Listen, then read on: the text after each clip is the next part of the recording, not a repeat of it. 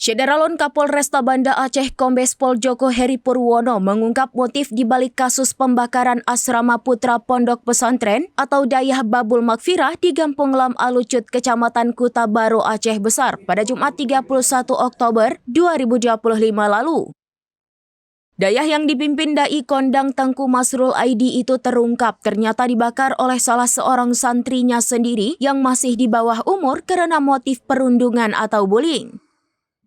Kapolresta Banda Aceh itu menjelaskan dari hasil pemeriksaan salah satu santri di Dayah tersebut yang kini ditetapkan sebagai tersangka, pelaku mengakui dengan sengaja membakar gedung asrama putra Dayah Babul Makfirah.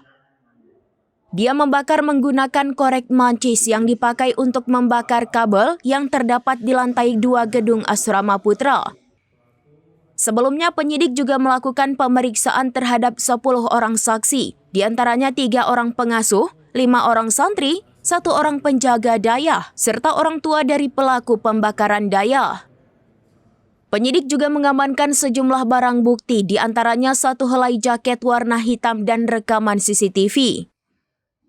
Diketahui sebelumnya kebakaran melanda asrama putra Dayah Babul Makfirah pada Jumat 31 Oktober sekira pukul 3 waktu Indonesia bagian Barat. Api pertama kali terlihat oleh saksi yang merupakan salah seorang santri. Kapolresta menyebutkan saksi melihat api telah menyala dan membakar lantai 2 gedung asrama putra yang merupakan bangunan kosong. Kemudian saksi membangunkan semua santri yang berada di lantai 1 untuk segera keluar dari dalam asrama karena konstruksi lantai 2 terbuat dari kayu dan triplek menyebabkan api mudah membesar. Api kemudian membakar seluruh gedung asrama beserta barang-barang milik para santri serta api menjalar ke bangunan kantin dan salah satu rumah milik pembina yayasan. Api dapat dipadamkan oleh damkar dibantu para santri dan warga setempat.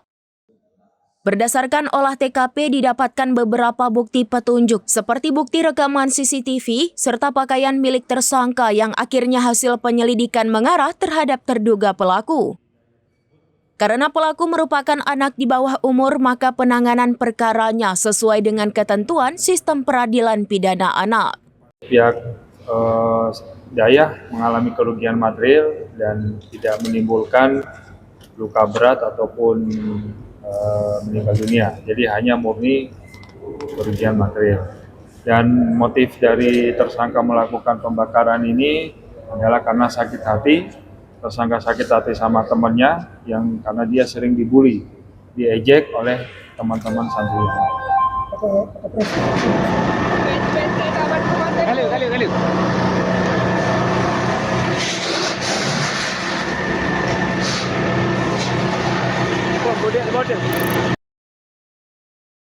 Download Tribun X sekarang, menghadirkan lokal menjadi Indonesia.